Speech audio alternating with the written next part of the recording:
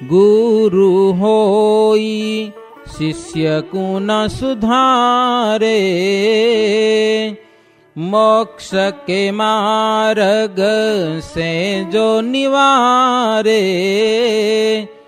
कोटि ब्रह्मांड हनन सोशीरा,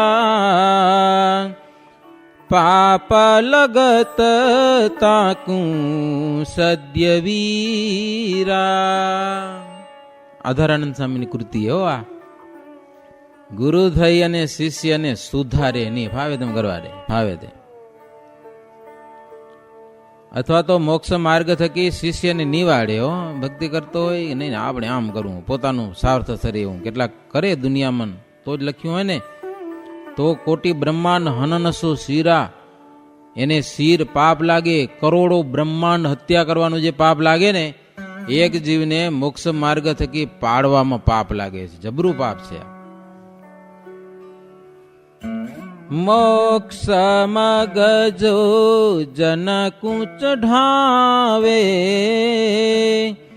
અપાર સો ફલ હિ પાવે,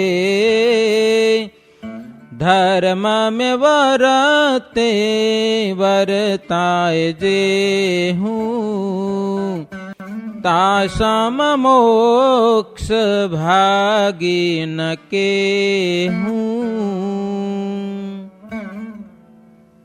કોઈક માણસને મોક્ષને માર્ગે ચડાવે તો અપાર સો ફલ હિ પાવે, એક જીવાત્માને મોક્ષનો માર્ગ બતાવે.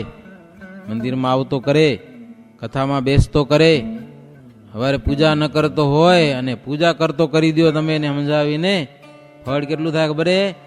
આખું બ્રહ્માંડને ઉદ્ધારવાનું પુણ્ય મળે, બ્રહ્માંડ ઉદ્ધારવાનું પુણ્ય. અને એના સમાન કોઈ મોક્ષ ભાગી ન કહેવાય, એટલું ફળ છે ભગવાનનો માર્ગ બતાવવામાં. રામાનંદ સ્વામી ધર્મ અને ભક્તિને, અનન્ય ભક્તિની રીત દેખાડીને કહ્યું કે તમે હવે ભગવાનની મૂર્તિ ઉરમાં ધારીને ઘરે જાઓ, ઘરે રહ્યો. મુમુક્ષુજનો પાસે આવે તેને ઉપદેશ દેજો અને મહામંત્રનો તમે જપ કરજો. મંત્ર આપવાનો વિધિ પણ ધર્મદેવને બધો સમજાવ્યો છે. મુમુક્ષુ નરનારીઓ પ્રથમ શરણે આવે એને પહેલો સામાન્ય મંત્ર આપજો, એ મંત્રનો જપ કરતા કરતા અધિકારી બને પછી એને મહામંત્ર આપજો, એવી આજ્ઞા કરીશ. ગુરુની આજ્ઞાથી ઘરે જવાની. ધર્મ ભક્તિ રામાનંદ સ્વામીને પગે લાગ્યા, વંદન કર્યા, આશીર્વાદ લીધા અને ત્યાંથી ઘરે આવ્યા છે પાછા સુપૈયા. ક્યાંથી? પ્રયાગરાજ થકી. ભગવાનની ભક્તિ કરે, ધર્મનું પાલન કરે. ધર્મનું શુદ્ધ હૃદય દેખી અને દૈવી હતા તે આસુરી ગુરુનો ત્યાગ કરી અને ધર્મદેવને શરણે ઘણા બધા માણસો થયા. એમ એના ગુરુ તો હતા જૂના આસુરી ગુરુ, એનો ત્યાગ કરી દીધો. હવે એવા ઘણા બધા શિષ્યો થયા ધર્મદેવના. એટલે ગુરુને ભેટ તો કરે ને, આમ તો નિયમ છે કે આ એક વર્તમાન ધારે તઈ કંઈક ભેટ તો કરવી જોઈએ. યથાશક્તિ ભેટ લઈ આવે, અન્ન ધન વસ્ત્રથી. વારે વારે ધર્મદેવની પૂજા થતી હતી, તેને કરીને ધર્મદેવનું દારિદ્ર્યનું દુઃખ બધું દૂર થઈ ગયું, સુખી થઈ ગયા પાછા. ઘરમાં સંપત્તિ વધી, એમ દિવસો ઘણા બધા ગયા, સુખ શાંતિથી દિવસો પ્રસાર થતા હતા. રામ પ્રતાપની ઉંમર થઈ, યજ્ઞોપવિત સંસ્કાર કર્યો હો રામ પ્રતાપજીનો ધર્મદેવે. હવે શિષ્યો ઘણા હતા, સંપત્તિ સારી હતી, એટલે બહુ મોટા પ્રમાણમાં ઉત્સવ કર્યો. એમ ઘણા બધા બ્રાહ્મણોને જમાડ્યા અને દાન પણ ખૂબ ખુલ્લે હાથે દીધા. કીર્તિ ગવાણી ધર્મદેવની બહુ. એને દેખીને અસુરોને ઈર્ષા જાગી, ક્રોધ થયો હો ધર્મદેવ ઉપર. પછી તો યુક્તિબાજ એવા અસુરો કુટિલતા ને ઠગાઈ ને લૂંટ આ બધું કરીને ધર્મદેવની સંપત્તિ બધી લઈ ગયા. પાછા ધર્મદેવ દુખી થયા છે, નિર્ધન થઈ ગયા, અન્વસ્ત્ર કાંઈ રહ્યું નહીં ઘરમાં. કંદ મૂળ પત્ર ખાઈને જીવવા લાગ્યા. ક્યારેક તો નિરાહાર ઉપવાસ કરીને દિવસો વ્યતીત કરે. દુષ્ટ લોકો તેમનું દુઃખ જોઈ અને ઠઠા મસ્કરી કરે. લ્યો કે જો આવી પડ્યા ભગવાનના ભગત કે કેવા ત્યાગી ને વૈરાગી, લો કેવા સુખી થઈ ગયા મારા, આવું બોલે સમજા.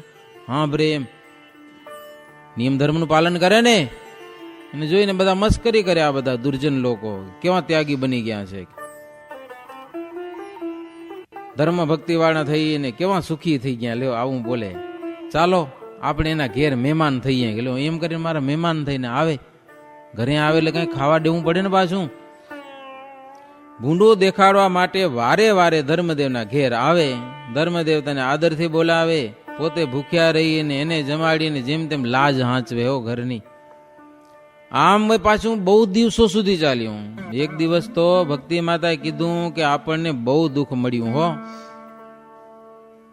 તમે તો ઉપાય જાણો છો, કંઈક ઉપાય કરો.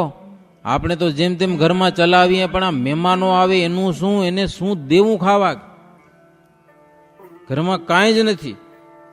ધર્મદેવ કે સિરેજી લખ્યું હશે એ તો ભોગવું જ પડશે ને, એમ કે પાછું લખાયું હશે એ તો કાંઈ મિથ્યા થશે નહીં. મોટા મોટા રાજાઓ દુઃખ ભોગ્યા, સ્વયં રામચંદ્રજી જેવા પણ કેવા કષ્ટ ભોગવી ગયા, તો આપણે તો ભોગવું જ પડે ને. ભક્તિ માતા રડવા લાગ્યા. હવે હું પતિવ્રતા નારી, ઘરમાં કાંઈ ન હોય તો પતિની સેવા પણ કેમ કરવી મારે. ધર્મદેવે ધીરજ આપી, ભગવાનનું ધાર્યું બધું થાય છે, સુખ દુઃખ સદાયને માટે રહેતા નથી, તમે ધીરજ રાખો, હું કાંઈક વિચારું છું એમ.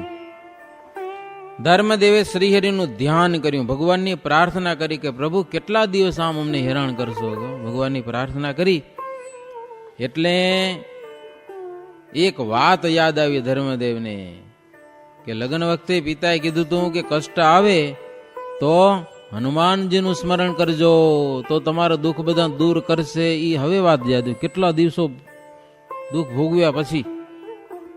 ને આપણે ઘણી વાર આવું થતું હોય છે, આપણે ઉપાય ખબર હોય છતાં ભૂલાઈ જાય, યાદ ના આવે ને કાંઈક તકલીફ થઈ ગયો ને ઓ ખબર પડે કે આમ કરવા દૂર થાય, કરો દૂર થઈ ગયા. લ્યો આટલા દિવસ ભોગવ્યું, પણ ભોગવાનું હોય તે જાઓ ક્યાં તમે, ભોગવાનું જ હોય ને, હુજે નહીં હુજે.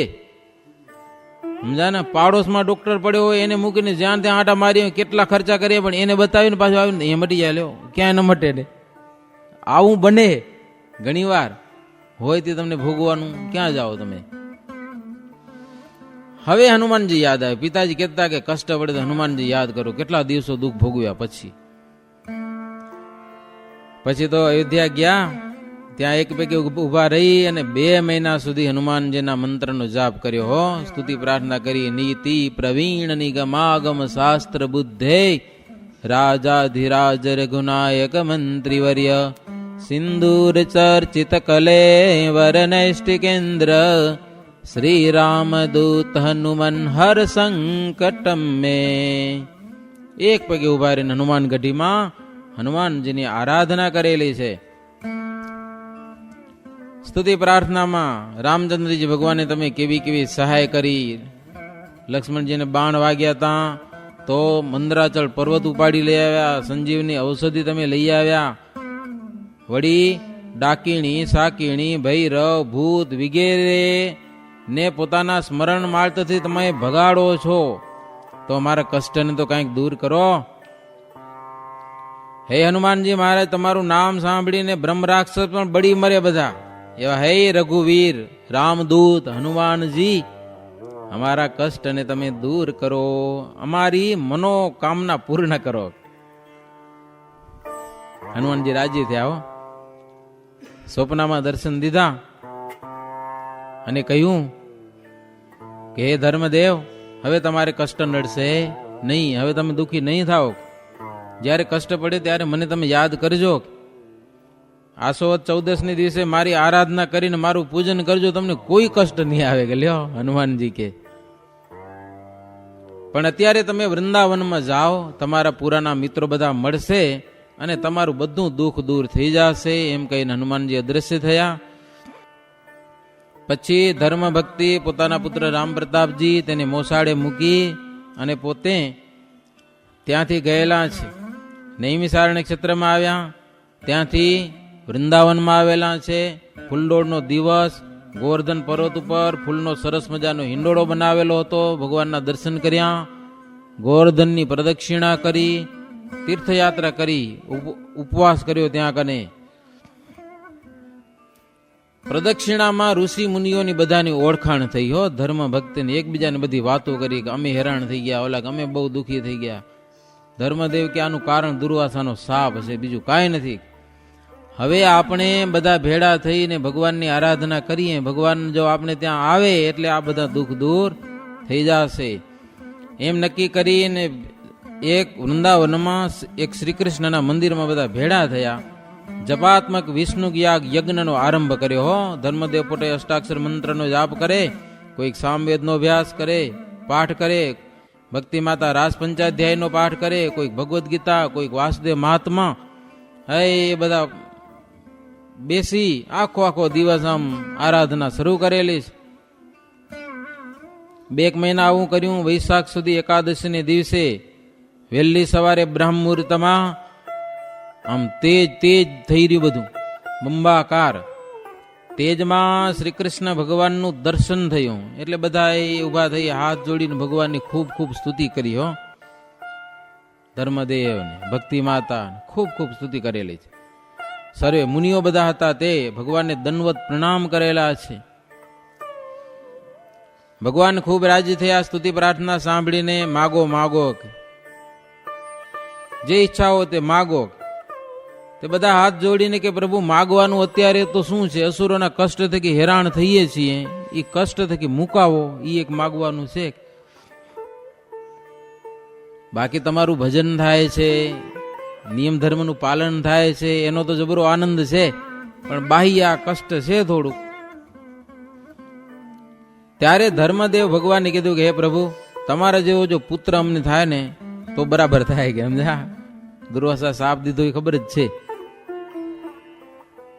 ભગવાન કે તથાસ્તુ, હું તમારે ત્યાં પુત્ર રૂપે થઈશ અને તમારા બધાના કષ્ટ દૂર કરીશ, તમે કાંઈ ચિંતા કરશો નહીં. એમ કહીને ભગવાન અંતર્ધાન થઈ ગયેલા છે. તપની બધા સમાપ્તિ કરી, સાધુ બ્રાહ્મણોને જમાડ્યા, બ્રાહ્મણોને દાન દીધા, પોતે પણ બધા પારણા કર્યા, વ્રતની સમાપ્તિ કરી. કોઈને કેવું નહીં આમ કહી અને નીકળ્યા સમજા બધા પોતપોતાને ઠેકાણે ઘેર જવા. ધર્મ ભક્તિને ડર બહુ લાગતો. રસ્તામાં ક્યાંક અસુરો ભેળા થઈ અને હેરાન કરે ને એટલે માર્ગે હાલતાની રસ્તે અવળે માર્ગે જંગલમાંથી હાલે. આમ રસ્તાનું અનુસંધાન રાખે થોડુંક, આમ રસ્તો જાય છે, ધીરે ધીરે જંગલમાં હાલે. એમ કરતા કરતા સાંજ ટાણું થઈ ગયું, અંધારું થવા લાગ્યું. રસ્તો ક્યાંક આમ નીકળી ગયો ને એ આમ નીકળી ગયા, થઈ ગયું સેટું. ભૂલા પડ્યા જંગલમાં. ત્યાં એક નારી એને હામી મળી, મોટું કુટુંબ હતું એની સાથે. ધર્મદેવ પૂછ્યું કે આવા ઘોર જંગલમાં એકલી ફરનારી તું નારી કોણ છે? કે તો કે હું ગમે તી હું, કે તમે હાલે જાઓ તમારા રસ્તે. ધર્મદેવ કે કેતો ખરી, તું છે કોણ, તારા મા બાપ કોણ? ત્યારે કીધું કે હું પોતે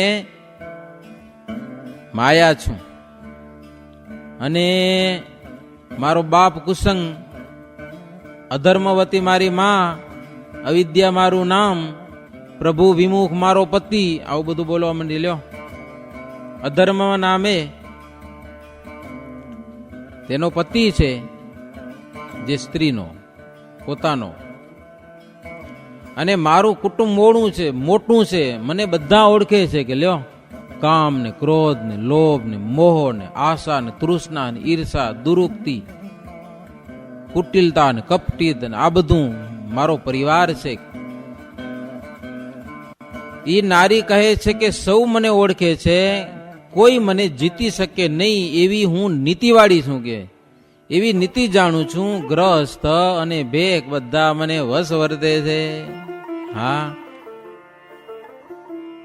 ભેખ પંડિત હે પિયર મેરો, તામે વાસ હે મેરો ઘનેરો, જોગી જતી અરુ તપસી સંન્યાસી, તામે અખંડ રહી દૂર ન જાસી. નિષ્કુળાનંદ સ્વામી લખ્યું ને, ભેખ પંડિત પિયર મારું રે, ત્યાં વસવું લાગે મને સારું રે. ઈ માયા ધર્મદેવને કે કોઈથી જીતાવું નહીં, કે હું બધાને વસ રાખ્યા છે. એમાં ભેગધારી હોય ને એ તો મારા થકી એમ છૂટા કરવા માટે ભેગ થયા હોય ને, માયા થકી અળગા થવા માટે. પણ ભેખ ને પંડિત એ તો મારું પિયર કહેવાય, કે લ્યો મને વધારે ગમે ત્યાં રહેવું. સૌને હું મોક્ષ માર્ગ થકી પાડું છું, બધાને કબજે કર્યા છે, મોટા મોટા રાજાઓને, સંન્યાસીઓને, સાધુ સંતો, ભેખ બધાને.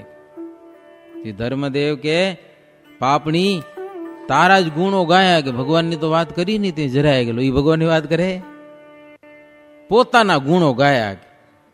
ધર્મદેવ કે હવે ખમ, થોડા દિવસમાં ભગવાન પ્રગટ થશે, સમજા, અને તારું બધું પડીએ ભાંગશે, તારું કાંઈ ડાર્યો નહીં આવે, મારે ત્યાં પ્રભુ પ્રગટ થશે, તારો ભૂકો કાઢી નાખશે. એમ કીધું ને ભાગી છૂટ્યો, ત્યાં અદૃશ્ય થઈ ગઈ જંગલમાં ક્યાંક માયા. ધર્મદેવ અંધારી રાતમાં હો ચાલ્યા. જંગલના પ્રાણીઓ શબ્દ કરતા હતા, કાંટા કાકરાનો કોઈ પાર નતો, ભૂખ તરસ ખૂબ લાગેલી, માર્ગ ભૂલી ગયા, બહુ દુઃખી થયા, ઘોર જંગલમાં ઉભા થઈ રહ્યા. ક્યાં જાવું હવે, અંધારું થઈ ગયું, હાવ હાલવું કેમ? ત્યાં તો ઓલ્યો ટાલવાળો ટાલિયો અશ્વત્થામાં આવ્યો. હો એ પૂછ્યું કે તમે પતિ પત્ની આવા ઘોર જંગલમાં કોણ છો? ધર્મદેવે બધી વાત કરી દીધી. હો એને એમ કે આ કોઈ બ્રહ્મચારી મહારાજ છે, સમજ્યા, ભગવાનના ભગત હશે. એમ દિલ નિખાલસ ખરું ને ભગવાનના ભગતનું. એ કે હું અમે છે તો મોટી ઈટાર ગામમાં મારો જન્મ થયેલો, મારા પત્ની છે, અમે છુપિયા રહીએ છીએ. અત્યારે અસુરાંશ પુરુષો અમને બહુ દુઃખ દીધું, એટલે વૃંદાવનમાં ગયા હતા અને ભગવાનની આરાધના કરીને ભગવાન શ્રી કૃષ્ણ અમને દર્શન દીધું. ધર્મદેવને આનંદ બહુ ને પાછું, ભગવાન શ્રી કૃષ્ણ અમારે ત્યાં પ્રગટ થશે, પ્રગટ એટલે અમારું જે દુઃખ છે ને અસુરોનું એ બધાનું ટાળી નાખશે. કે એમ કીધું, લોલો ધખ્યો બરાબર જેવો અશ્વત્થામાં હતો. એવો ગરમ થઈ ગયો ધર્મદેવને કે કાળિયો કૃષ્ણ તારે ત્યાં જન્મ લેશે, મારો વાલો મિત્ર દુર્યોધન એનું નખો જ વાળી નાખ્યું. કે હા કૃષ્ણ, કપટી કૃષ્ણ તમારે ત્યાં જન્મ લેવાનો છે, ભલે જન્મ લે, પણ હું સાપ દઉં છું હાથમાં, કોઈ દિવસ હથિયાર નહીં લે. કે લ્યો હથિયાર વિના અસુરો મરશે નહીં, અને જો મારા સાપને ખોટો મારીને હથિયાર હાથમાં લેશે તો હાર પામી જશે. એમ કહીને ભાગી ગયો, વટ્ટી જ નીકળ્યો ત્યાંથી. ધર્મ ભક્તિ આ સાપ સાંભળીને વરી ઉદાસ થઈ ગયા. હો ઘણા દાડાનો દાખડો વેરીએ કર્યો વિનાશ. લ્યો ગણપતિને યાદ કર્યા, વિઘન આવ્યું પાછું. હો હે ગણેશ દુદાળા દેવ, ગણેશ ચોથને દિવસે તમને ચૂરમાના લાડુ જમાડશું, પણ અમારું વિઘન દૂર કરો. કે હો યાદ કરતા હતા ગણપતિને, ને આવી ગયા હનુમાનજી ત્યાં. લ્યો બ્રાહ્મણના રૂપમાં આવીને કે શું ચિંતા કરો છો? તો કે આ વિઘન આવ્યું. કે હનુમાનજી કે કાંઈ વિઘન નથી આવ્યું, શ્રી કૃષ્ણ સમાન કોઈ સમર્થ નથી, ટાલિયો હું કરી આગવાનો હતો આને. કે તમે નિર્ભય રહ્યો, કે કાંઈ ભય ન રાખો, ભગવાન શ્રી કૃષ્ણ તમારે ત્યાં પ્રગટ થશે, એટલે આવાના સાપ શું આડા આવવાના છે, એને હથિયારની શું જરૂર છે? વિના હથિયારે બધા અસુરોનો નાશ કરી નાખશે, અને બધા અસુરોનું ઠામ ટાળશે. કે હો શસ્ત્રનું કાંઈ કામ પડશે નહીં. એને એમ કહી અને હનુમાનજી અદ્રશ્ય થઈ ગયા. રસ્તો બતાવ્યો, આમ ચાલ્યા જાઓ, સારો રસ્તો મળી જશે તમને. રાતના બધી આ વાત થઈ. દિવસ ઉગ્યો ત્યારે ધર્મ ભક્તિ ચાલ્યા, હનુમાનજીના દર્શન થયા ને રાજી બહુ થઈ ગયા. પછી તો ભક્તિમાં હતા. ધર્મદેવને હનુમાનજી ચિરંજીવી કેમ થયા અને એ બધી વાત પૂછી. એટલે ધર્મદેવે આમાં તો ટૂંકમાં લખ્યું છે, ધર્મદેવે કીધું કે રામચંદ્રજીની મન કર્મ વચને સેવા કરી, તેણે કરીને એ હનુમાનજી આ શું સીતાજીની શોધ કરી, બહુ સેવા કરી, પાજ બાંધી, પછી અયોધ્યામાં આવ્યા. બધાને પુરસ્કાર આપવો હતો, પણ હનુમાનજીને રામચંદ્રજી ભગવાન કઈ પુરસ્કાર આપે નહીં. સીતાજી કે પ્રભુ આને કારણે તો મારી શોધ થયેલી છે, આને તો કઈક દો. રામ કે પણ એને દેવા જેવું મારી પાસે કાંઈ છે જ નહીં. ગયેલો સીતાજી કે હું દઉં, દો તમે દેહો. મોતીની માળા હું આપી, પણ દાંતે દબાવી દબાવીને તોડી નાખે. એક જણો કે યાતનો વાંદરો તો ખરો ને આ મોતીની કિંમતની એને શું ખબર હોય. હનુમાનજીને પૂછ્યું કેમ આ મોતી તોડી નાખો છો? તો કે જોઉં છું મારો રામ છે અંદર. રામ હો તો મારે કામ, નહીતર મારે આ શું કામનું? એક જણો કે આ તમારું શરીર આવડું છે એમાં રામ છે, શું કામ રાખ્યું? તોડી નાખવું જોઈએ. જય શ્રી રામ કરીને છાતી ફાડી હોય ને, અને રામ સીતાને બતાવ્યા છાતીમાં બેઠા ત્યાં રાખ્યું, નહીતર આને તોડી નાખું. લ્યો આવી ભક્તિ. ભગવાને કીધું માગો માગો તમે જે માગો. તો તમારી રામકથા જ્યાં થાય ને ત્યાં મારી હાજરી હોય. એટલે એમ ચિરંજીવી પણ હનુમાનજીને મળી ગયું. એમ ધર્મ ભક્તિ રાજી થયા. આપણે હવે કાંઈ ચિંતા કરવી નહીં. ત્યાંથી ઘેર આવ્યા, સંબંધીઓ બધા આવીને મળ્યા, ભગવાનની પ્રસન્નતા મળી, દુઃખ દારિદ્ર બધું દૂર થઈ ગયું. હો શ્રીહરિએ પણ જીવોના મોક્ષને માટે પ્રગટ થવાની ઈચ્છા કરી. લ્યો હવે મારે પૃથ્વી ઉપર જવું છે. હે આનંદ મુક્તોને સાથે લીધા. ભગવાને ધર્મદેવના હૃદયમાં પ્રવેશ કર્યો. ધર્મદેવ શરીરમ કાંતિમાન બનેલું છે, હૃદયમાં ભગવાન વધાર્યા છે ને, શરીરની શોભા વધી ગયેલી છે, તેજસ્વી દેખાવા લાગ્યા. ભગવાનની પ્રસન્નતા થઈ, નામ બદલાયું, હરિપ્રસાદ એવું નામ થયું. એક તો વૃંદાવનમાં ભગવાનના દર્શન થયા, પ્રસન્નતા મળી, ભગવાન રાજી થઈને વરદાન આપ્યું, અને પાછા હૃદયમાં આવ્યા એટલે ડબલ પ્રસન્નતા. એનો અર્થ શાસ્ત્ર પ્રસાદ કરે છે. શું કરે? પ્રસાદ. આપણે પ્રસાદને ભલે લાડુમાં જ ફેરવી નાખ્યો. પ્રસાદ કેને માનીએ આપણે? થાળ કરાવીએ અને કાંઈક મળે લાડુ મગજના, એ પ્રસાદ. એ જો બરાબર ન હોય ને કંઈક હરખો પ્રસાદ ન મળે ને તો મજા ના આવે કેટલાકને, કે હવે અવડી સેવા કરીને આટલી પ્રસાદી આવો કે હે. કેટલાકને એમ થાય, પણ એમ વિચાર તો કરવો જોઈએ ને કે પ્રસાદી હારું મેં થાળ નથી કરાવ્યો ને, એમ પ્રસાદી ખાવાનું કરાવ્યો તો વેચાતું લઈ લેવું જોઈએ ક્યાંકથી, તો મળે ને મળે. બહુ વેલાની વાત છે, સમજા ને. સુખડી અપાતી માટલામાં, તમને કોઈ વળવાનો ખબર હશે. એક જણ રસોઈ દીધી હશે, રસોઈ દે અને માટલી પ્રસાદ સુખડીને ભરીને માટલી દેતા. માટલી દીધી. તેદીના જમાનામાં હતા ખરા એવા, સમજા ના, નખો દિયા. એ કે લે ત્યાં આવડા બધા રૂપિયા દીધા ને તને આટલી પ્રસાદ દીધી, બસ આટલી પ્રસાદી. આટલા રૂપિયામાંથી કેટલી સુખડી થઈ જાય બનાવી તો. રસોઈ દીધી હોય એમાંથી કેટલી બધી થાય, તને આટલું જ મળ્યું. તો હરિભગત સમજવું હશે એ કે અક્કલ વગરના, આ તો મને પ્રસાદ આપ્યો છે, મને આટલો, હું કઈ ખાવાનું કઈ રસોઈ નથી દીધી, કે જમાડવાનું રસોઈ દીધી. કે લ્યો ઠાકોરજીના થાળ થાય, સંતો ભક્તો બધા જમે, એટલા માટે મેં રસોઈ દીધી હતી, એના માટે પૈસા દીધા. કે આના હારું મેં નથી, માટલી હારું. કે લે ઠોકી દીધો એને હામો, જનો મનો હાલો ગયો. નહીતર મનમાં થઈ જાય કે વાત સાચી, અવડા રૂપિયા દીધા ને આટલી પ્રસાદી આવો, સમજ્યા કે નહીં? પ્રસાદી આ તો એક વ્યવહાર છે, પ્રસાદ મળે. બાકી પ્રસાદનો અર્થ શું છે? રાજીપો. તમે સંતોને જમાડો, સંતો રાજી થાય. તમને રાજી થાય કે ન થાય? ભગવાન રાજી થાય, સંતો રાજી થાય, ભક્તો રાજી થાય. તમે આ કથાઓ કરો ને આખા ગામને જમાડો, શું કરો જમાડો? રાજી થાય એટલા માટે. તમને કોઈ પૈસા દેવા આવે? શું દેવા આવે તમને? લાખો રૂપિયાનો ખર્ચો કરીને આખા ગામને જમાડો, 2 ટેમ 3 ટેમ, શું કામ જમાડો? તમે કહો તા તમને મળે શું? એમાં પ્રસન્નતા મળે. ભગવાનના ભક્તો જમે, સંતો આવે, એ જમે, રાજી થાય, આપણું કામ થાય. પ્રસન્નતા છે એ જ પ્રસાદ છે.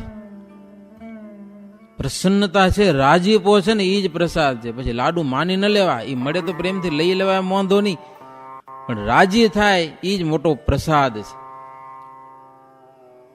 બાકી લાડુના પ્રસાદનો મહિમા એ છે, એમ નથી એમ નહીં પાછો. ભગવાનને ધરાવેલો પ્રસાદ, જગન્નાથપુરીમાં પ્રસાદ, કેટલો મહિમા ખબર હે? જબરો મહિમા. આજુબાજુના લોકો કંઈક લગ્ન કરતા હોય, પાર્ટી કરતા હોય, કંઈક જમણવારો કરે ને તો જગન્નાથપુરી જાય, પ્રસાદ લઈ આવે, બધું મિક્સ કરે ને પછી એ બધા જમે. એટલો તો આપણે મહિમા નથી એવો પ્રસાદનો. છે મહિમા. તમે કંઈક કરો, સત્સંગી કરતા હશે તો કંઈક ભગવાનને થાળ લઈ આવતા હશે, કે એ નહીં હોય કાંઈ. કાં તો ભગવાનની મૂર્તિ લઈ જાય જમાડે, કાં તો સાંજુ કે બાઈનું બોલાવે કે આમ રસોઈ બની છે, જમાડી જાઓ, હરિકૃષ્ણમાં જાઓ, જમાડી જાઓ, તો બરાબર કહેવાય. પણ એમને એમ પછી મંડી પડો, સમજા ને. દુકાનનું ઉદઘાટન હોય, વાડીલાલ આઈસ્ક્રીમની ચેવડો આવ્યો હોય દુકાનમાંથી પેકે પેટ, સમજા. પછી ભગવાનને જમાડવાની વાત ન હોય, એમને એમ પ્રસાદ વેચા હો, પડીકા બંધ, બધા ખાય, એ પ્રસાદ કહેવાય? ભગવાનના પ્રસાદનો સંબંધ નથી લ્યો એમાં કાંઈ પણ થયો હોય કાંઈ. અને એમને એમ ખવાય, પણ ખાઈ જતા હશો ક્યાંક કે નથી ખાતા? ધર્યા વગરનું ખવાય નહીં. છેલ્લી બાકી ખાવું પડે ને તો સવારે ભગવાનને જમાડ્યું ને હાકરની ગાંગડી કાજુ એવું રાખો ને ખીચામાં, એ અડાડીને છેલ્લી બાકી ખાવું, પણ એમને ખાવું નહીં. સમજા કે નહીં? ભગવાનના ભગત છીએ તો કાંઈક તો હોવું જોઈએ કે નહીં? પ્રસાદનો મહિમા છે. ભગવાનને ધરાવ્યા વિનાનું અનાજ જમાય નહીં, પાપ લાગે. ગીતાએ ના પાડી રહી, પ્રસાદ જમો, પ્રસાદ કરીને જમો.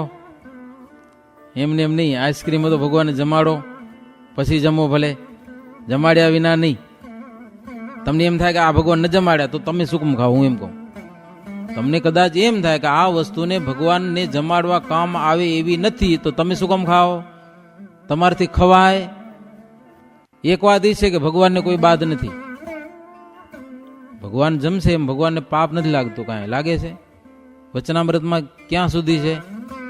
વચનામૃતમાં અમદાવાદના વચનામૃત ક્યાં છે ચોક્કસ ખ્યાલ નથી. ભગવાન રાજા રૂપે આવે ને ત્યારે મૃગયા પણ કરે. હા, માંસ ભક્ષણ કરીને પણ જીવે. ભગવાન છે તે એને શું દોષ? ભગવાન ઉપર શું કેમ દોષ આપો તમે? ચા બનાવે, સમજ્યા? ચા કે ભગવાનને ન પવાય, તમે શું કેમ પીવો? હું એમ કહું, ભગવાનને જે વસ્તુ કામ ન લાગે એ વસ્તુ તમને કેમ કામ આવે છે? એ આશ્ચર્યની વાત નથી? કેવા ભગત છીએ આપણે, આશ્રિત કેવા ભગવાન. એ કાંઈક વિચાર કરો. લંડનમાં માથાકૂટ થઈ પડી, સમજ્યા? ત્યાં કને બહારની વસ્તુ ભગવાનને જમાડવા ન દે કાંઈ, એવો રિવાજ ખરો. બહારની વસ્તુ આવે ને ભગવાનને જમાડવા ન હોય. માથે રસોઈ બનાવે ને એ પછી ભગવાનને જમાડવા ન દે અહીંયા કને. મેં કીધું વાંધો શું કીધું એમ? ઉપર હોલમાં રસોઈ બનાવે, આપણા હરિભક્તો રસોઈ બનાવે અને અહીંયા ભગવાનને જમાડવા ન દે. કાં તો અહીંયા પૂજારી બનાવી જ ભગવાન જમે કે લ્યો. તો મેં કીધું તમે બધા ખાઈ જાઓ એનું શું? ભગવાનને દોષિત સમજો રા ને તમે. બજારની વસ્તુ ભગવાનને ન જમાડા એ વાત સાચી, હું માનું, પણ તમારાથી કેમ ખવાય? એ એનો જવાબ દો તમે. ભગવાનને કામ ના આવે સમજીએ આપણે, બજારમાં સારું ન હોય, પાણી ગાડીઓ ન હોય, ઈજી હોય, ભગવાન ના આવે. હું તો કહું ભગવાનને હાલે, લ્યો. એ ભગવાનને હાલે, એને દોષ નથી. પણ તમે કેમ ખાઈ શકશો એને? જો તમે ખાઓ જ છો તો ભગવાનને જમાડો ને પછી ખાઓ. સમજણ પડી નથી પડતી? આવડું કાંઈ લેતા નહીં હો આમાં. ભગવાનને જમાડ્યા વિના ભગતથી ના જમાય. મીરાને ઝેરનો પ્યાલો આવ્યો ને તો ભગવાનને જમાડ્યો હતો એને. હો, તમને જમાડ્યા વિના કેમ પીવાય મારાથી? હા કે હો, મારું નિયમ છે તી. એમ કીધું ભગવાનને કે છે ઝેર, તમને જમાડ્યા નહીં પણ હવે મારાથી ન ખવાય, તમને પાયા વિના. તો ભગવાનને આગળ ધર્યો ખરો, બતાવ્યો ભગવાનને. હો, દ્રષ્ટિ પ્રસાદીની કરી દો પછી હું પીશ કે. પછી મીરા પીધી તો અમૃત બનાવી દીધું ભગવાને, લ્યો. એટલે એ હું અવળો કોઈ દી વિચાર ન કરો કે આ વસ્તુ ભગવાનને કામ ન આવે, એવો વિચાર ન કરવો. ભગવાનને જો કામ ના આવે તો મને કેમ કામ આવે? મોક્ષ તો મારો કરો છો કે ઠાકોરજીનું કલ્યાણ કરવું નથી કે આપણે કરવું છે એનું શું કલ્યાણ કરવું એ? એટલે પ્રસાદની વાત બહુ જબરી છે ભક્તજનો. તમે સાંભળ્યો તો એક વાત ટૂંકમાં કહું. તમે ભૂકંપ પછી સુખપરમાં એક બીના એવી બની, એક સત્સંગી સામાન્ય જુવાન બાઈને ભૂત વળી ગયો અને બહુ હેરાન કરે વારે વારે. તે કોઈક મુસલમાન જાણતો હશે, કોઈક મંત્ર યંત્ર, એની પાસે લઈ ગયા બધા ભેગા થઈને. અને આ બધું પૂછા કરી તો માયાથી બોલાવ્યો એને. હો, મુસલમાન હતો, લ્યો, મુસલમાન વળી ગયો હતો એને. કેમ, શું કામ હેરાન કર્યા બાઈને? તારું કાંઈ કર્યું છે ને? તારું કાંઈ બગાડ્યું છે? તો મારું કાંઈ બગાડ્યું નથી, પણ મને ભુજમાં નરનાળ દેવ છે ને એનો પ્રસાદ ખાવો છે કે એટલા માટે આમાં ઘૂસું છું કે લ્યો. તો આમાં મુસલમાન હતો ને ભૂત થયો તો એ મુસલમાન હતો. એ કે તું એ મુસલમાન અને હું એ મુસલમાન, તો હિન્દુના દેવના પ્રસાદની તને કે મને લાગે ખબર કે લે? તો લે ભૂત કે તું હમણાં જીવતો એટલે તને ખબર ન પડે, મરી જા, મારે ભેગો આવ પછી તને ખબર પડશે કે લ્યો. એમને ખબર ન પડે ને. 150 વર્ષ થઈ ગયા ભૂત થયો એને. હો, મારે ભેગું ટોળું આખું હતું, એને ખબર નહીં ક્યાંક ક્યાંક પ્રસાદ મળી ગયા, બધા ઉગરી ગયા, હું રહી ગયો હું કે લ્યો. હરિભક્તો ભેગા હતા.